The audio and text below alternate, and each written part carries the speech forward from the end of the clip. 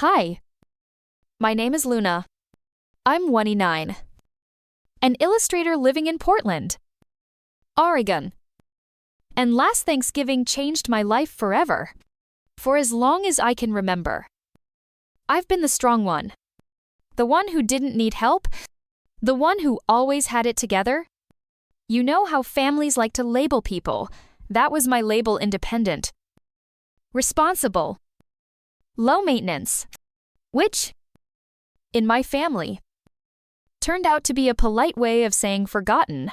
My younger sister, Cassidy, 5 years, my junior, has always been the star, the delicate one, the dreamer, the one who still lives at home with mom and dad in Bend, Oregon, taking gap years that never end. Working on finding herself between yoga classes and online marketing workshops she never completes. I used to envy how easily love and attention seemed to wrap around her like a blanket she never even had to ask for. And me, I was the one driving 3 hours through snow in a sputtering, rust-stained Ford Focus just to make it home for turkey and small talk. I was the one who sent birthday cards with handwritten poems and never got more than a thumbs-up emoji in return. I was the one who bought my own art supplies, paid off my own student loans, covered my own rent, and never once got a "we're proud of you" that wasn't sandwiched in a comparison to Cassidy's latest experiment with life. But this Thanksgiving I had a strange sense something might be different. I'd picked up a limited edition art-themed lottery scratcher on a whim at a gas station near my apartment. I don't normally play those things. It always felt like throwing away hope in exchange for glitter, but something about this one caught my eye. Maybe it was the metallic colors. Maybe it was the phrase, "make your own masterpiece" across the top. I bought it, stuck it inside a tiny gold envelope, and tucked it into my duffel bag. It was meant to be a gift for my parents, part tradition, part silly gesture. I had no idea it would become something else entirely. Driving east toward Bend. The trees were laced in white, and the sky had that quiet, gray heaviness that always made me think of childhood. Snow began to fall around mile marker 103. Fat and slow. My wipers squeaked. My car made a clunking noise every time I accelerated above 45. But I kept going. Because despite the memories, the wounds, and the exhaustion, part of me still craved that Norman Rockwell Thanksgiving, the one I never got but always hoped would magically happen. When I pulled into the driveway, their house looked like something off a postcard. Pine trees dusted in powder, the porch glowing with warm light, a wooden "give thanks" sign beside the door. It was all so picture perfect. But perfection can be a cruel disguise. The front door opened before I could grab my bag. "Luna," my mom called out. Then her voice as bright as the cranberry sauce she probably made from scratch. She wore an apron that said, "Blessed beyond measure." And her hands were dusted with flour. "Come inside." "Sweetie, you must be freezing." My dad emerged behind her, holding a mug of cider. "There's our working girl," he said, giving me a pat on the back like I was his tax consultant. Not his daughter. Still driving that same old tank, still kicking, I said with a tight smile. Inside, the house smelled like cinnamon and sage and something that could only be described as emotional whiplash. The table was already set for 12. Aunts and uncles were in the living room, sipping wine, swapping stories. The fireplace crackled with curated warmth. Everyone looked relaxed, comfortable, like they belonged. Cassidy, of course, wasn't there yet. "She's running late," Mom said with a knowing smile, placing another batch of rolls into the oven. "You know your sister. She's been so busy with that online business course, she's really trying." I nodded. Trying. That word again. Cassidy was always trying. And I was always managing. And somehow, that distinction made her more lovable. I spent the next 2 hours chopping vegetables, setting out napkins, listening to conversations that never quite included me. No one asked about my recent illustration project for a children's book publisher. No one asked how my studio space renovation was going. But when Cassidy finally walked in wearing a suede coat, ankle boots, and a dramatic green scarf, it was like a switch flipped. "Cass is here," Mom announced. The energy in the room surged like a phone finally plugged into a charger. She air-kissed everyone. My dad gave her a real hug, the kind I hadn't received since college. She handed out fancy candles and vegan cookies in paper bags tied with twine. And everyone raved. "You're always so thoughtful," Aunt Linda said, clutching a lavender soy candle. Cassidy winked. "Well, I saw them on Etsy and just knew they were so you." No one commented on the set of coasters I had handcrafted and left on the counter earlier. As we sat for dinner, I felt like a ghost at the edge of a photograph. I told myself it didn't matter. That I was above this. That family was flawed but forgivable. But deep down, something in me had already begun to crack. And I didn't know it yet. But by the end of the weekend, everything would change. By the time we sat down for dinner, the table was glowing candles flickering between dishes of sweet potatoes, cranberry chutney, and turkey carved so perfectly, you'd think a food stylist had stopped by. I slipped into my usual seat 3 spots down from my parents, across from the hallway, beside an aunt who always called me sweetheart but never remembered what I did for a living. Cassidy, of course, was dead center, flanked by Mom and Dad like a radiant guest of honor. "Everything smells amazing, Mom," she gushed, unfolding her napkin like she was on a cooking show. "Well, I had some help," Mom replied, casting a look toward Cassidy's untouched cutting board. My hand, red from peeling potatoes earlier, went unnoticed. Dinner conversation started like it always did, safe, surface level, only sprinkled with inside jokes and praise for Cassidy's latest ventures. She'd recently tried launching an Etsy shop selling handmade greeting cards with pressed flowers. It had been open for 3 weeks. She'd sold one to a college friend and another to our Aunt Jan. She's really got a business mind. My dad beamed. "Just like your Uncle Rick back in the day." Cassidy gave a soft, practiced laugh. "Well, I'm learning economics is tough. Though, that online professor sounds like he's 90 and half asleep." Everyone chuckled. I stabbed a green bean with my fork and cleared my throat. I actually just wrapped up a children's book illustration series for a publisher in Seattle. It'll hit shelves in January. Mom looked up mid-sip. "That's wonderful, honey." Then, without pause, she turned back to Cassidy.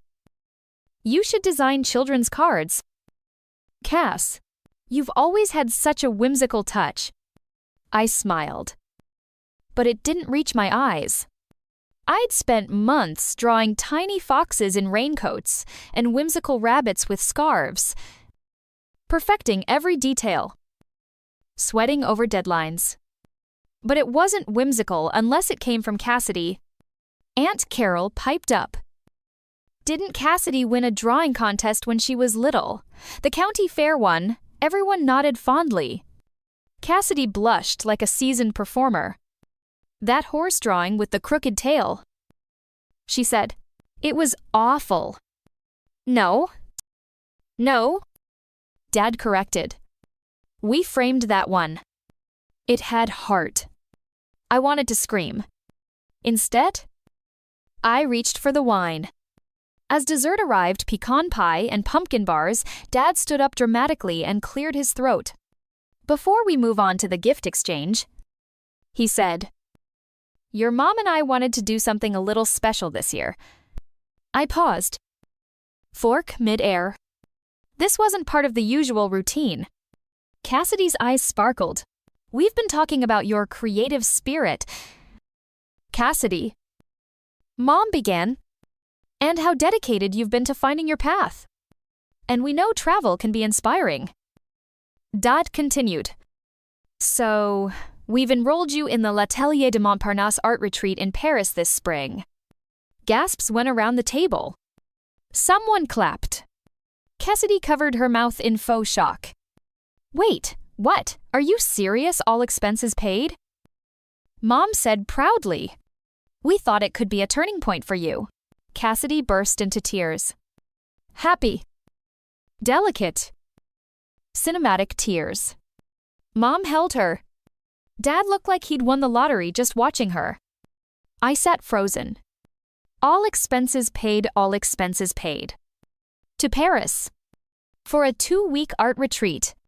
Meanwhile, I'd maxed out 2 credit cards trying to fix my Ford and afford my health insurance premium last month. I hadn't been out of the Pacific Northwest in over 2 years. I set down my fork slowly. Cassidy wiped her eyes and looked at me across the table. Isn't that wild? Luna, wild. I echoed. She smiled. Oblivious.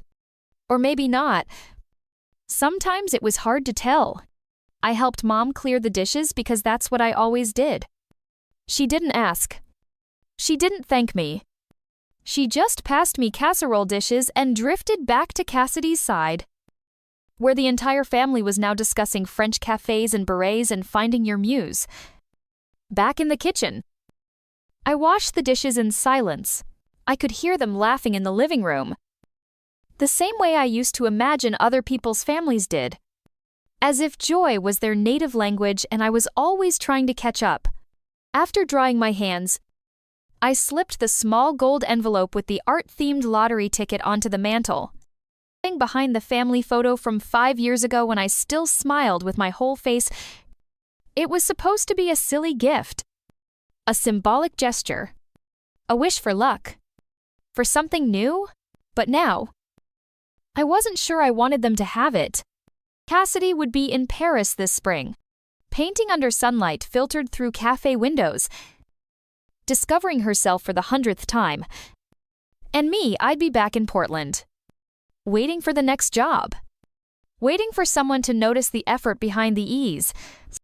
In that moment, as laughter swirled from the next room and I stood in the quiet shadow of my childhood kitchen, a new thought crept in. Maybe I'd stop waiting. The fireplace crackled low in the background as we gathered around the living room, the scent of pine needles and cinnamon still thick in the air. The Harper family's gift exchange had always been a ritual orderly, one-knee into the 7 Teven Opperbaus. Predictable. And for me, quietly, painful. We sat in our designated spots. Cassidy curled up cross-legged by the fire, wearing a chunky knit sweater that likely cost more than my last car repair. Dad was Santa as always, crouched beside the tree, reading off names and handing out boxes in the time-honored order of youngest to oldest. Cassidy had always opened her presents before me. That wasn't new. But somehow, it still stung. She unwrapped her first gift, handmade stationery with her initials embossed in gold foil. She squealed. Oh my God! This is so elegant! From Aunt Linda. A customized leather sketchbook.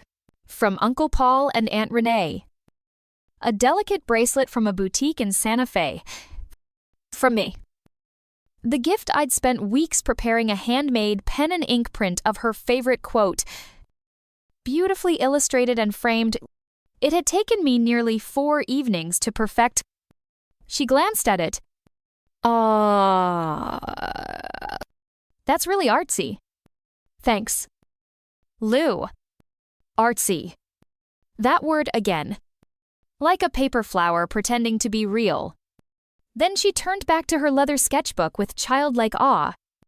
My parents' gifts to me came next. A burgundy scarf. A coffee shop gift card, $25. And a book called Mindfulness for Creatives. Figured you could use a little relaxation. Dad said with a smile. You've been working so hard lately. Thanks. I murmured, folding the scarf onto my lap. It was nice. Practical. Just like me. No one commented on the frayed hem of my jeans or the deep shadows under my eyes from late nights finishing freelance commissions. No one asked if I'd had to borrow money to cover a tax bill last quarter. No one even noticed that my smile was slipping. Then came the moment that would shatter whatever fragments of holiday spirit I had left. Dad reached behind the tree, grinning like a magician pulling a rabbit out of a hat. Hold on. Now? I think there's one more gift here for someone very special. Cassidy giggled. Let me guess. He handed her a small square box, wrapped in silver paper with a velvet ribbon. Cassidy's eyes lit up like she already knew. She unwrapped it slowly, dramatically. Oh, everyone watching as if this were the grand finale. Inside the box was a single car key, sleek, modern. Resting in a bed of black satin, her hands flew to her mouth. No! Shut up! Mom was already tearing up. It's parked out front. Go look. Everyone bolted for the door like they were chasing a dream. I stayed seated. From the couch, I could see through the large bay window. Snow fell softly over the driveway, coating the top of the brand new Volvo XC40 parked next to my Ford. It gleamed under the porch light, white, pristine, with a giant red bow tied to the roof like a cherry on top of someone else's life. Cassidy screamed and jumped in the air, then ran outside barefoot, shouting, I can't believe this, over and over again. I didn't move. I sat with the scarf and coffee cart in my lap. Mi fingers numb. The lottery ticket still nestled in the gold envelope felt like it weighed 10 pounds in my pocket. No one noticed that I hadn't followed them. Eventually, the house emptied into the front yard. People circled the new car, peered through its windows, complimented the leather seats and the in-dash navigation. Cassidy squealed when she found out it could parallel park itself. I stood up quietly, walked to the guest room, and closed the door behind me. In the mirror, I looked older than 29, pale, hollow-eyed. There was a smudge of mascara under my left eye. My sweater had a pulled thread near the shoulder I hadn't noticed before. Don't cry, I whispered to my reflection. But the tears came anyway. Not soft or graceful, but hot and urgent, like they'd been waiting all year to escape. I sat on the edge of the bed, curled forward, and sobbed into my scarf. My chest ached not just from the humiliation, but from the sheer loneliness of being surrounded by people who didn't really see me. Outside the window, laughter drifted up with the snow. They were still celebrating. They would never know they broke something. When I finally emerged, face washed, expression neutral, it was like nothing had happened. I nodded politely. I answered questions. I even complimented Cassidy on how lovely the car looked. And no one questioned a thing. The next morning, the kitchen smelled like maple syrup and mimosas. I poured myself black coffee and nibbled at dry toast while Cassidy recounted her road trip plans to drive the new Volvo down the coast with her friends for spring break. She was glowing. That car is just...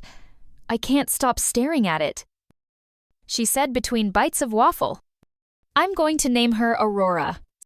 Dad chuckled.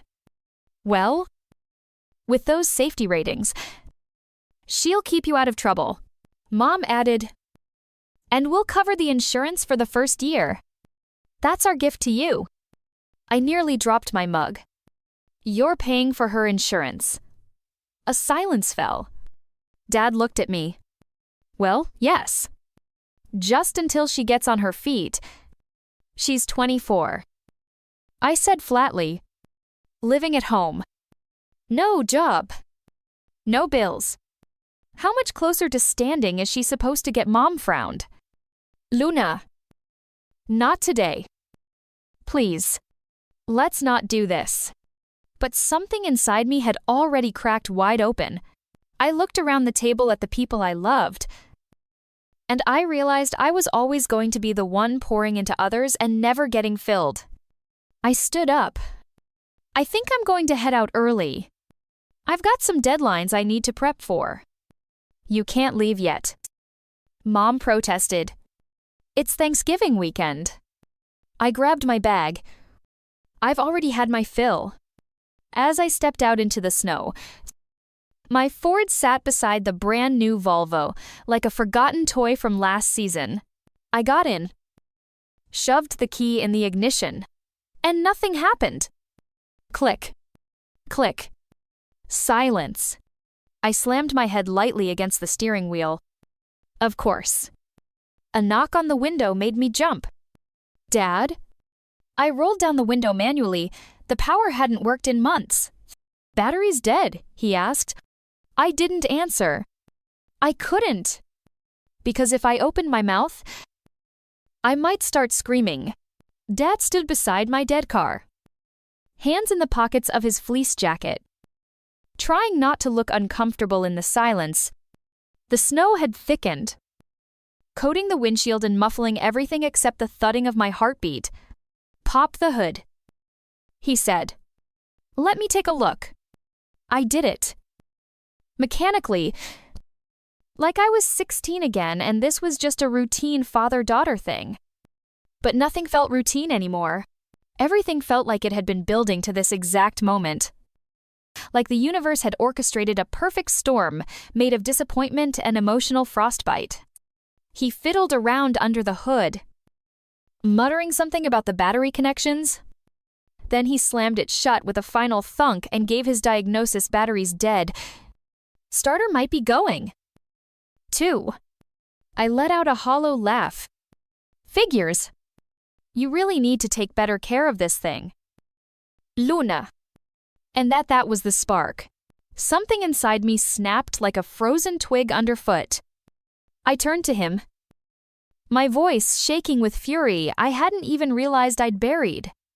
Take better care, Dad. I've poured every spare dollar into this car. I work full-time. I pay for everything: rent, insurance, taxes, groceries, therapy. Meanwhile, Cassidy lives at home, pays for nothing. And you just handed her a luxury vehicle with a bow on it. His face hardened.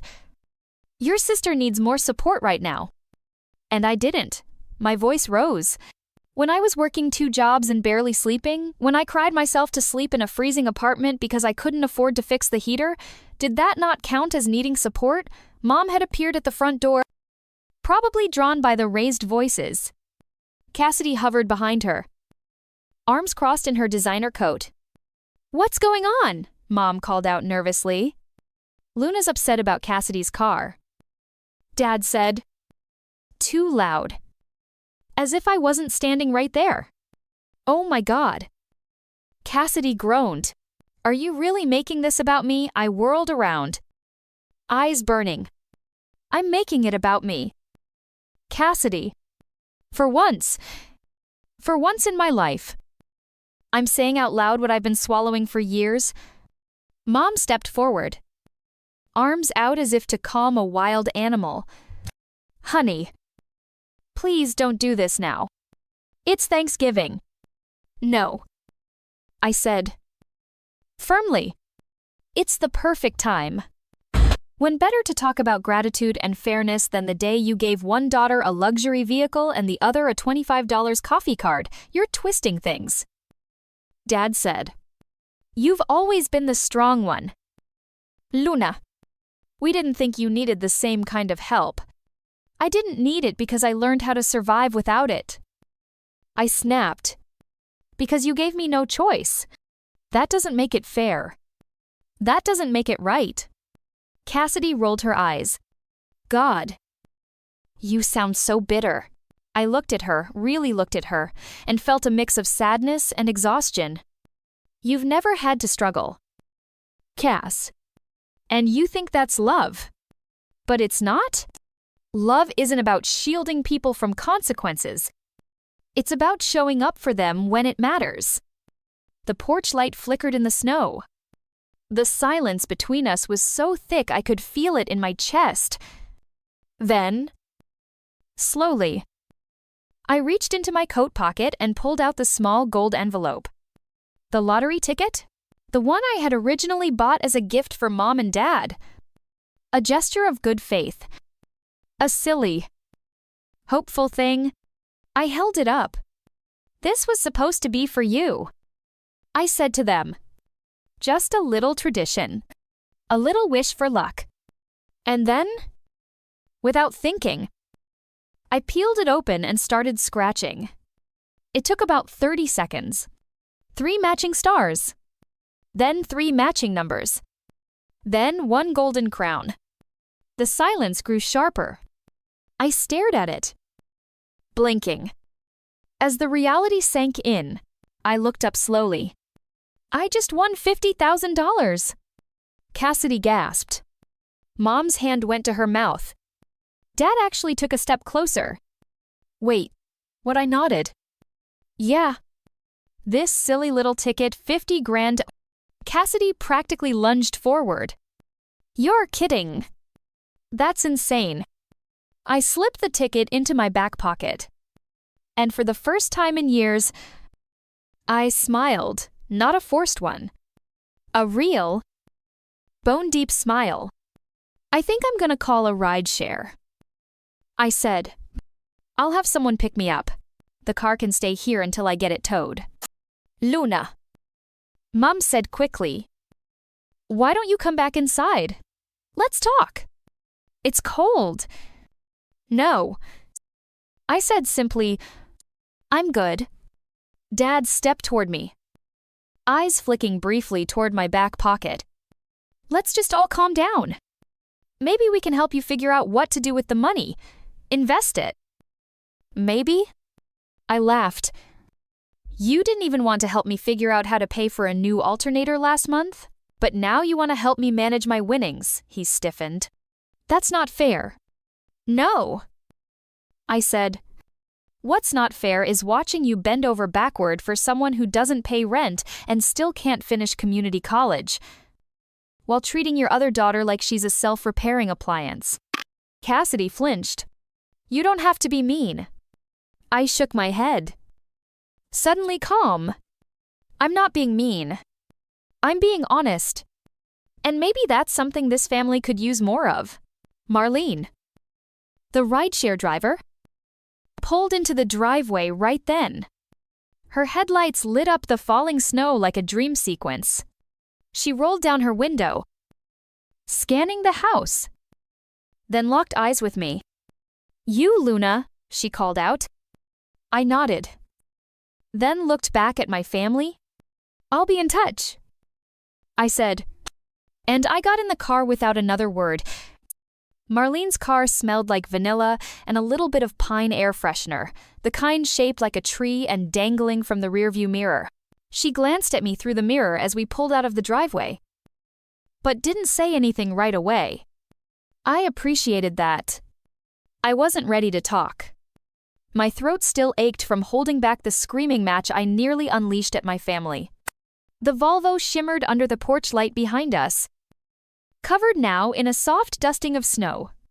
Cassidy stood near it, her arms folded, watching.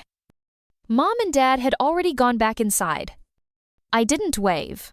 As Marlene turned onto the highway, the silence inside the car felt like oxygen. For the first time in 24 hours, no one was asking me to smile. No one was comparing me. No one was talking over me. It was just snowflakes tapping gently against the windows and the low hum of the engine carrying me home. She broke the silence gently. Long night, I nodded. Staring straight ahead. Yeah. Family stuff. Ah. She said, as if that explained everything. It kind of did. She didn't press, just kept driving through the dark. Snowy road.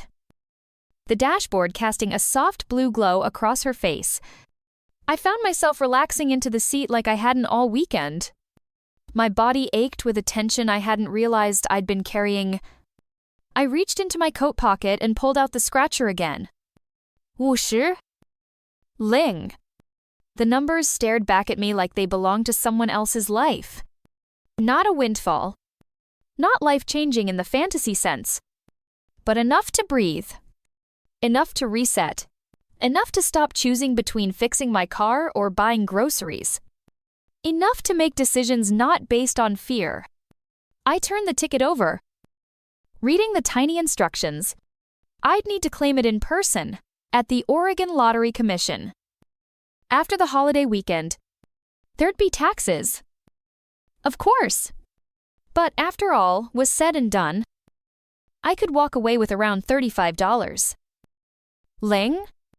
And not a single cent of that belonged to anyone but me.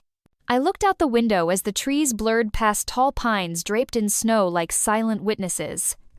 I'd spent so much of my life trying to be seen by people who had no intention of seeing me, trying to earn a place at a table that kept pulling away. And now I didn't need their table. I'd build my own. You okay back there? Marlene asked. Softly. I met her eyes in the mirror. Yeah. Actually, yeah. I think I am. She smiled. Good. You look like you just escaped a cult or something. I laughed an actual laugh. The kind that felt like it cracked open something in my chest. That's not completely inaccurate. We didn't talk much after that. I think she sensed I needed the silence. She hummed to a Billie Holiday track, playing low from her phone. And I stared out into the snowy Oregon night, dreaming up a different version of my life, one that wasn't built on being the backup plan. The stable one. The footnote. When we reached my apartment, she idled at the curb. You want help with your bag, she offered. I shook my head. No bag. Just me. Well, Merry Christmas, she said, as I climbed out. You too, I replied, holding the lottery ticket tightly in one gloved hand. Thanks for the ride and the quiet. She nodded once. Knowingly. Anytime. The walk up to my apartment felt lighter. Inside, my small studio was just as I'd left it warm. Slightly cluttered. Smelling faintly of eucalyptus and pencil shavings, my art table was still scattered with sketches. A cup of paintbrushes leaned lazily in the corner. I kicked off my boots and turned on the string lights wrapped around my bookshelf. The soft amber glow filled the room with something I hadn't felt in weeks, peace. I made myself a cup of peppermint tea, wrapped up in my thrift store throw blanket, and sat cross-legged on my couch. I pulled out a notebook, an old moleskine I used for lists and half-formed plans, and began writing. 50? 000 prize. Estimate after taxes $5 Ling. I divided the money in columns $10. 000 for a reliable used car. 15. 000 toward my student loan. Woo. 000 for an emergency fund. Woo. 000 for apartment upgrades and tools. Nothing fancy. No designer furniture. No spontaneous trips to Europe. Just peace of mind. Just autonomy. The power to make choices without panic. Then I wrote a title across the top of the page, Luna Harper Life. Rewritten. I glanced at my phone. 14 missed calls. 22 texts. From Cassidy. From Mom. From Dad. I didn't read them. I wasn't ready. Because this moment, this breath, this warm cup of tea, this plan on paper, it was mine. It wasn't about revenge. It wasn't about rubbing the money in anyone's face. It was about finally putting myself at the center of my own story. I picked up a pencil and started sketching a new image, me.Wanners standing in front of a house on a hill. Paintbrush in hand. Wind in my hair. Not a mansion. Not perfection. But home. A place of my own. As snow continued to fall outside, I whispered to no one, I think I'm finally ready. The week after that, stormy Christmas felt like walking through thick fog. Everything was hazy, muffled, and somehow clearer all at once. I didn't return my parents' calls right away. I needed time. Not to stew in anger, but to breathe. To figure out who I was beyond the versions of me they had cast in their stories. Texts from Cassidy ranged from angry to tearful to awkwardly tentative. Messages from Mom and Dad were full of guilt, concern, and pleas to talk this through, but I kept my distance. Because this wasn't about reconciliation yet. It was about boundaries. I started by replying with short, neutral messages. I'm okay. Just need space. I appreciate your concern. I will reach out when I'm ready. It felt strange, powerful, necessary. I realized that setting boundaries didn't mean I stopped loving them. It meant I loved myself enough to ask for respect. And honestly, that was the hardest part for so long. I'd been the peacemaker, the fixer, the silent sufferer. I'd smoothed over family tensions like invisible tape holding together frayed edges. But that night, something inside me had cracked open a space for honesty, no matter how uncomfortable. Work became my refuge. Without the emotional drain of family drama, I poured myself into projects with renewed focus. My art felt sharper, more honest.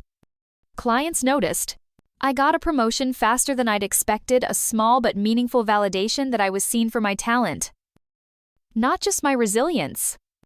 I also began building a social life that wasn't tethered to old family roles. Jasmine, my best friend since college, was my anchor, offering tough love and encouragement in equal measure. I joined a local hiking group, where I met people who didn't know my history or my struggles. Just Luna, the person. And then there was Ryan,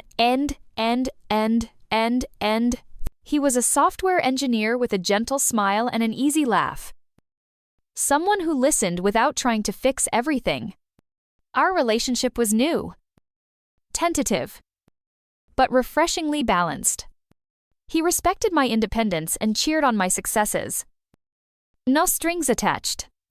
With each passing day, I felt less like the overlooked daughter and more like the woman I was becoming.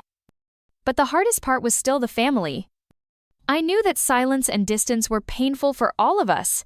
Mom and Dad had their regrets. Cassidy was learning what independence really meant. And I was still sorting through how to be close without losing myself. It wasn't a magic fix. It wasn't a sudden happy ending.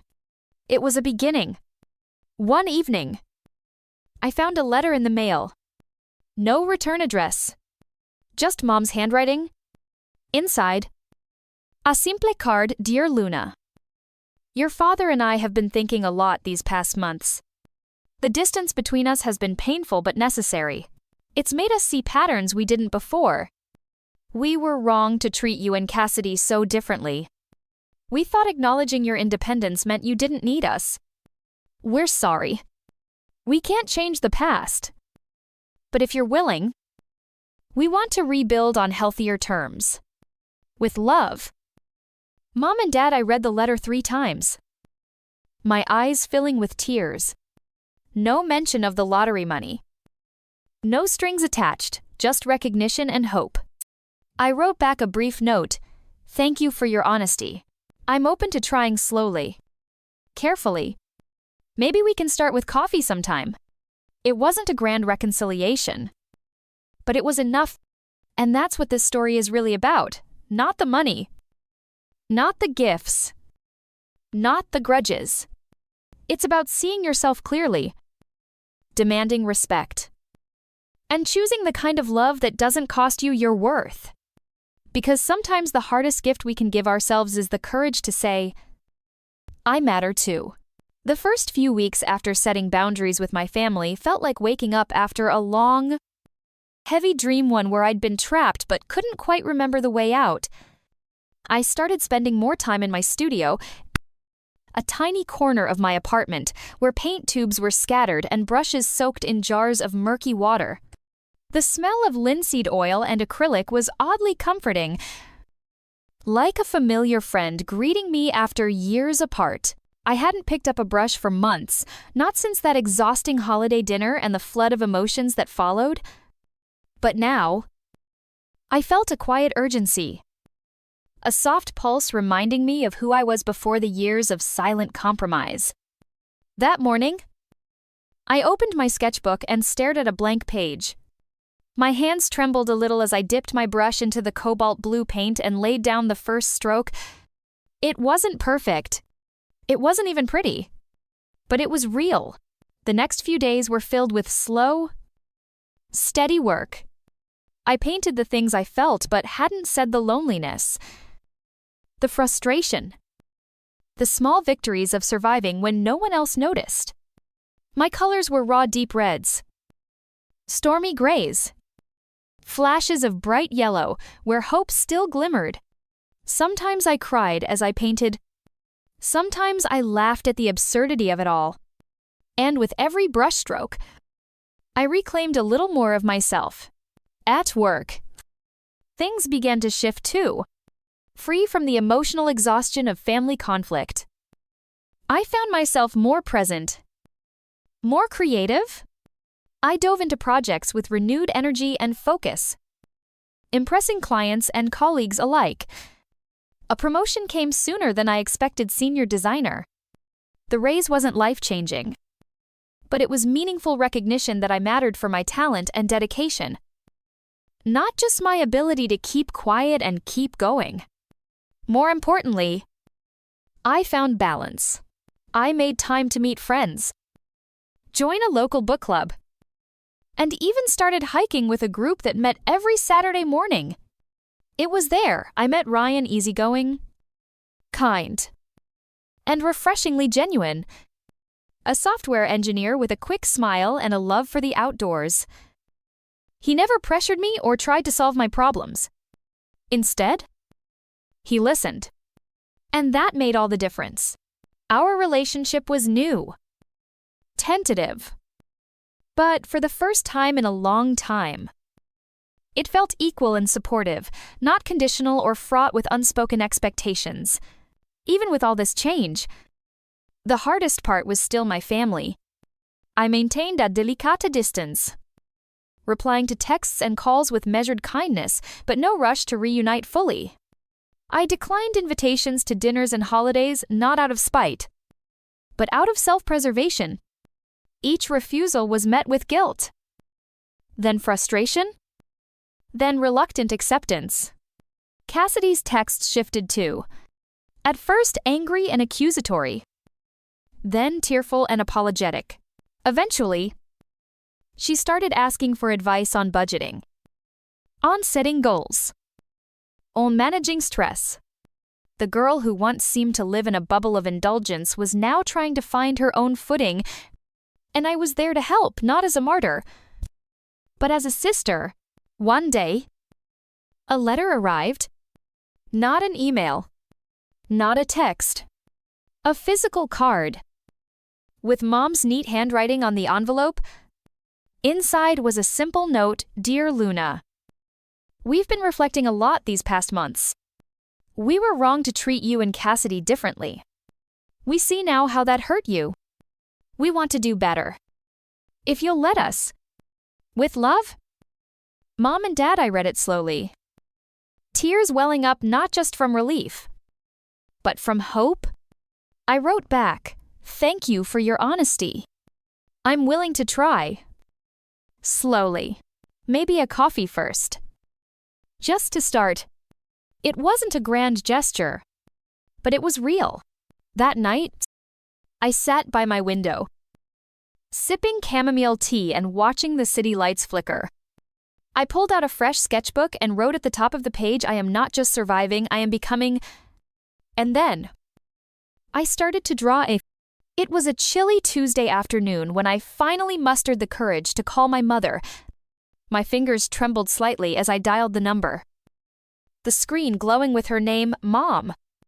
For days I had debated whether I should make the call at all. I wondered how much I could say without shattering the fragile peace I was beginning to build within myself. But the silence between us had become unbearable.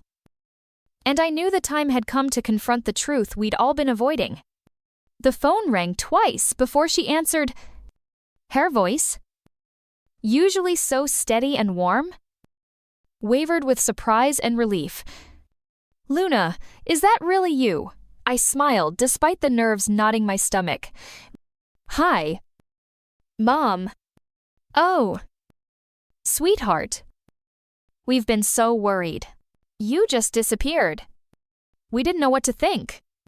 I needed space." I said simply, "Space to think and to heal." There was a pause on the other end of the line, the kind that felt both heavy and hopeful.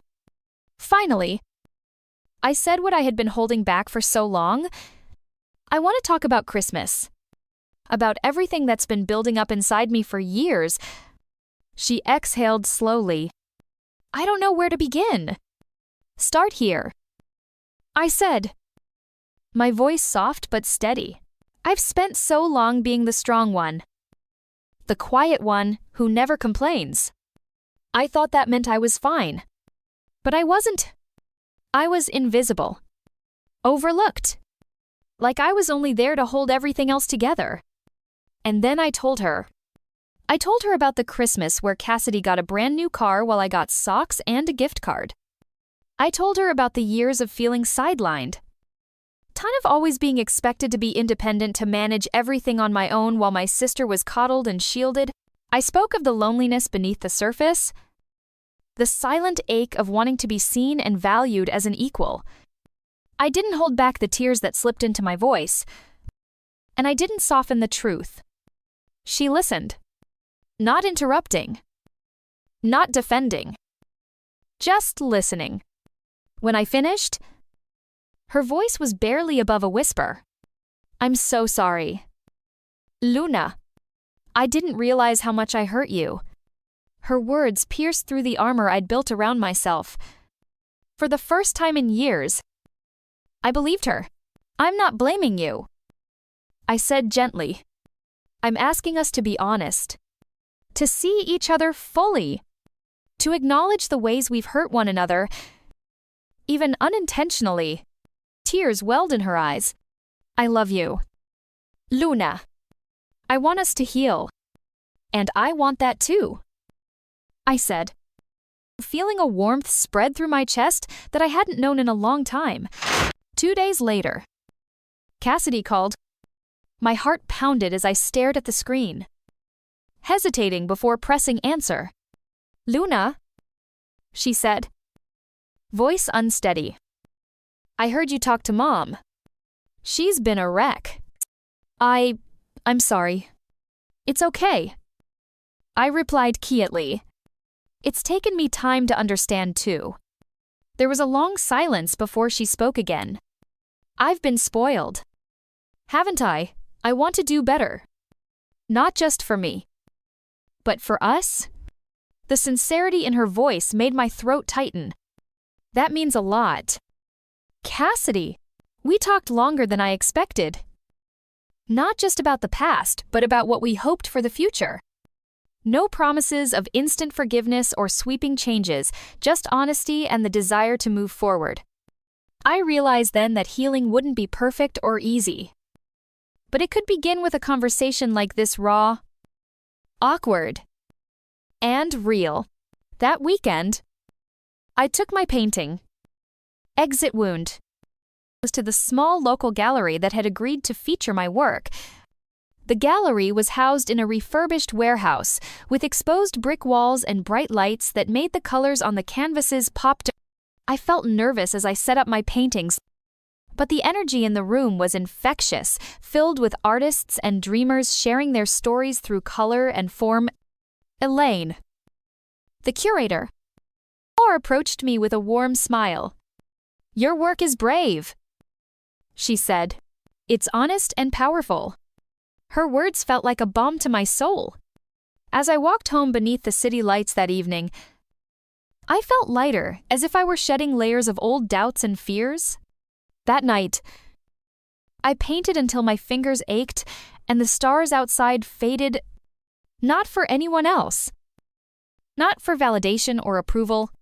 I painted because for the first time in my life, I was telling my own story. Because I was no longer just surviving, I was becoming. After months of tension, silence, and tentative steps toward rebuilding, something shifted inside me. The wounds of the past hadn't vanished, but they were healing. The boundaries I had set were no longer walls, but fences strong enough to protect my heart, yet open enough to invite growth. My family wasn't perfect. They still made mistakes. But now, we were really trying to see each other for who we were, not who we expected each other to be. And that made all the difference. The months that followed my difficult but necessary conversations with my family felt like stepping into a new world, not one without challenges, but one where I was no longer trapped by the weight of old expectations. I was becoming someone I barely recognized at first, confident, unapologetic, and alive in ways I hadn't allowed myself to be before. My art, once just a quiet outlet for frustration and sadness, blossomed into something vibrant and full of purpose. I began to experiment with bold colors and abstract forms, pouring everything I'd been holding back onto the canvas.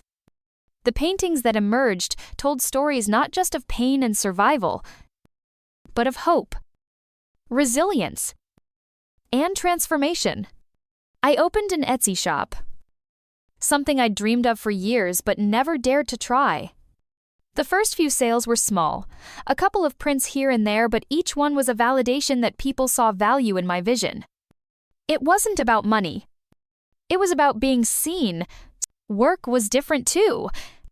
Without the emotional weight of family drama dragging me down, I found myself energized and creative.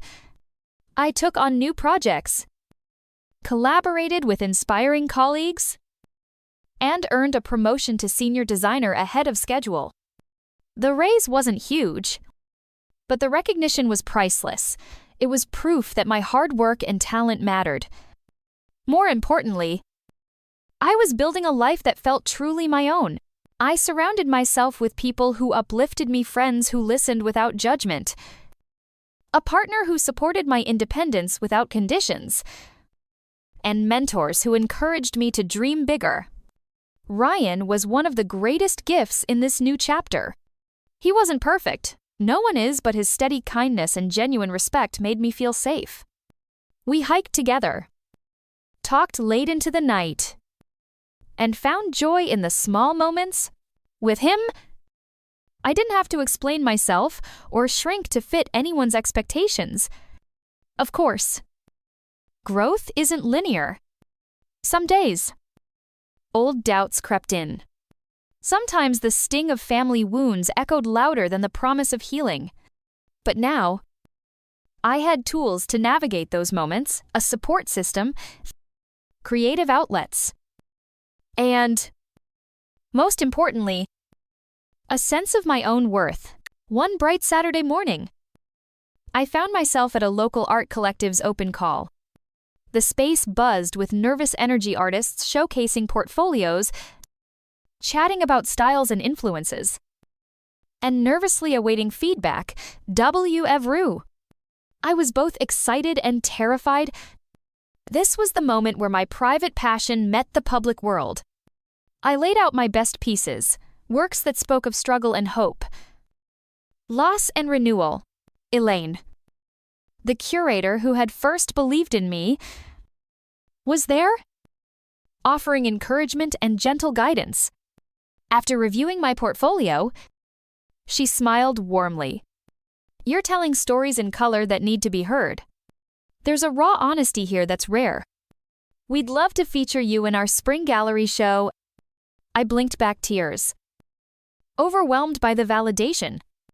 This was more than a professional opportunity. It was a declaration that I had a voice worth sharing. Back home that evening, I stood in front of my easel, brush in hand. Feeling a surge of possibility, I painted late into the night, creating new pieces that reflected not just where I'd been, but where I was going. The canvas was no longer a place to hide pain. It was a space to claim joy, strength, and freedom. In the quiet hours, I realized the greatest gift I'd received wasn't the lottery money or even the chance to confront my family. It was the courage to rewrite my story on my own terms. The following weeks brought unexpected visits from my parents and Cassidy, tentative, respectful, and hopeful. We still had a long road ahead. There were conversations to be had, wounds to tend, and patterns to unlearn. But for the first time, it felt possible. I wasn't the overlooked daughter anymore. I was a woman who had found her footing, her voice, and her worth. And that made all the difference. As I sat by my window one evening, watching the city lights flicker, I thought back to that winter night when everything changed. The snow falling softly outside, the quiet moment alone in the car, the lottery ticket that was never really about money. It was about reclaiming myself, about choosing dignity over silence, about knowing that no matter how others see you, you always have the power to define your own worth. That realization, more than anything else, was the greatest gift I'd ever received. The city lights outside my apartment window twinkled like distant stars, mirroring the new light kindling inside me. For the first time in what felt like forever, I wasn't just existing, I was truly living. Months had passed since the Christmas that shattered my illusions and cracked open the door to change. Since the conversations that finally allowed me to voice my pain and demand respect. Since I took control of my story instead of letting others write it for me. The transformation hadn't happened overnight. It wasn't magic. It was hard work, honesty, and a commitment to myself. Every day was a choice to embrace my worth, to nurture my dreams, and to protect my peace. In those months, my life had begun to bloom in ways I never expected. My art had found a new voice, bold, unapologetic, and raw. The gallery show was a success. Friends and strangers alike connected with my work, finding pieces of their own stories in the colors and shapes I poured onto the canvas. The sense of validation was profound. But even more powerful was the way creating art helped me process my emotions and heal old wounds. My Etsy shop grew steadily. Each sale, a reminder that my voice mattered beyond my own four walls. At work, I flourished. The promotion to senior designer was just the beginning. I took on projects that challenged me, collaborated with talented peers, and even started mentoring younger creatives who reminded me of myself a little lost but full of potential. Ryan was by my side, steady and kind. A partner who respected my independence and cheered me on without reservation. We hiked through forest trails, cooked dinner on lazy Sunday afternoons, and shared dreams of the future without pressure or pretense. Family remained a complicated thread in my tapestry. My parents and Cassidy had made tentative steps toward rebuilding our relationships. Visits were still cautious, conversations sometimes fraught, but the foundation was being laid. We were learning to listen without judgment, to respect boundaries, and to love without conditions. It wasn't perfect. We stumbled. We hurt. But we kept trying. And that, I realized, was enough. One crisp spring morning, I woke early, the sunlight streaming through my curtains like a promise. I brewed a cup of coffee and sat at my kitchen table with a notebook open before me, a place where I'd sketched plans, dreams, and affirmations over the past months. Today, I was writing my vision for the next chapter. Build a life grounded in authenticity, creativity, and kindness. Continue to heal and grow. Foster relationships that nourish, not drain. Champion the stories of those often overlooked. Each word felt like a seed planted in fertile soil. I thought back to that cold winter night when the lottery ticket changed everything, not because of the money, but because of the awakening it sparked. It had forced me to see my own worth, to demand the respect I deserved, to break free from patterns that no longer served me. And through that journey, I learned that true strength isn't about never feeling broken. It's about having the courage to face your cracks, to let the light in, and to keep moving forward. That afternoon, I walked through the neighborhood park, watching cherry blossoms flutter like pink snow. A little girl ran past me, laughing, her mother calling after her gently. I smiled, feeling the weight of my past lighten. I was no longer the overlooked daughter or the quiet sufferer.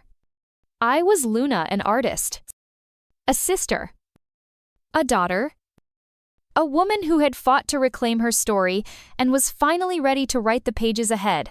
As the sun dipped below the horizon, painting the sky in shades of orange and lavender, I sat by my window with a brush in hand, ready to create the next masterpiece, not just on canvas, but in life, because this was my story now, and I would tell it on my own terms.